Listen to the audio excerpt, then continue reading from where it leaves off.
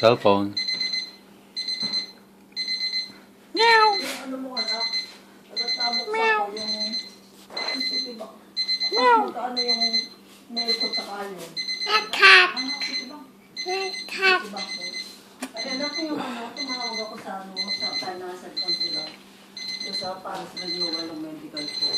Sabi nga, so hindi ko kailangan tumawag sa ano, sa medical. Pero sabi niya, sa pagka-English niya, alam ko may papadala sa yung medical, sabi niya. Medical ka, hindi ka na Nako, here. Hey, hey. You get, hey.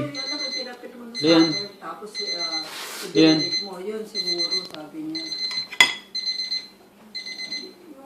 Wala kang gagawin kasi medical Oo. ka na eh. Oo, Yung kasi- medical every year na yun. Yun nga. Oo. Ito may pinadala sa atin noong October. Yun. Tapos sabi niya, hindi pwedeng hindi kanila papadala, sabi niya. Dahil yearly. Tapos sinanong ko ay John, wala na yun eh, may dumating sa ano, kila tata, yearly yun. Tapos, pipirman lang nila, ibabalik ulit. Tinignan ko doon sa, ano, sa file ko. Sinend mo, may October 4. Basta eh, hindi na naman, sinecheck ko naman eh. Basta kung meron lalo na pakita niyo sa akin, lalo na kasi yung covered California for next year. Meron tayong hinihintay eh.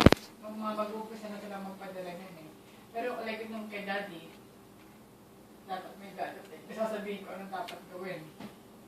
Pero sa'yo okay lang, wala kang problema kasi medical ka na eh. Yun nga, sabi nga sa financial, sabi niya, may ano, may